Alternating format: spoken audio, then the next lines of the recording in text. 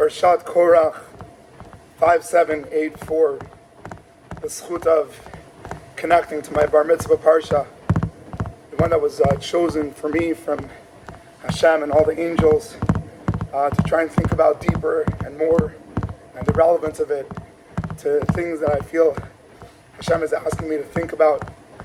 And so when we go into Parsha Korach, one of the centerpieces is the Ktoret.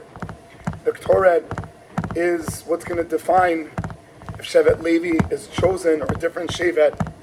And it's going to be there in the Magefa when all the Jewish people are dying, the 24,000 people. And Aaron is going to run into the middle of the camp and put the Ktoret to divide between life and death. And therefore teaching that it's a very extreme measure. There's never medium. There's never middle. It's either going to create the highest level of life, or it's going to destroy everything in life. And so what is it about this Ktoret that's so important, and how does it connect to the story of Korach? The story of the Ktoret is that it's dealing with 11 different spices. We read about them at the end of Shachrit in Pitum HaKtoret, about the Kinamon, and about the Chelbena, and about the Tziporen, these great, incredible different spices in the world. And what we do is we unite them through the fire, and they make one smell.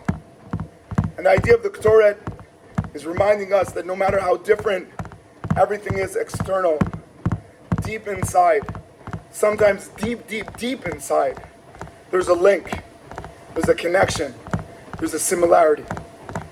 And the idea of the Ktoret was essentially showing the opposite of Korach. Korach said sentences that sounded good, but were coming from a really dangerous root. Korach wanted to rule. Korach wanted to be on the top. And he presented it in a beautiful way, Kol Eida Kulam Kedoshim, everyone is holy. But really what he was saying was, I want to be the center. His shoresh was disgusting, and his root and his branches were beautiful. And there are many people like that in the world. They show beautiful branches, and they have terrible roots. The Ktoret is saying the opposite of Korach. That at the end, in the deep, deep, deep, we're all Kedoshim. And in the outside, it's going to cause us, because in the root we're Kedoshim, to have 11 different spices. Even a disgusting spice, deep in its root, is the same exact message. And so the Ktoret that starts with the Kuf is a fight against Korach that starts with the Kuf, that connects to the real question of Kedusha. Is Kedusha something that we speak about externally, or that we experience internally? Do we give nice sentences, or do we feel that the root is that we are one? I've been zocha this week to see two tremendous Ktoret in our generation. There's a children's home called Ahava in Haifa, Kfar Bialik, that they are par excellence secular. And there's a group there of coordinators and volunteers that love orthodoxy. And they're sitting in the same room, and within 4 seconds, you can see that the root is similar. That maybe in the branches they're different, but once the branches don't judge each other, you have the patience to look inside and see that we're coming from the same place. And the second opportunity was to be with 50 kids from Sderot that came. And as Rabbi Nachum explains, at the beginning of the war they were religious, and they're feeling very separated, distant.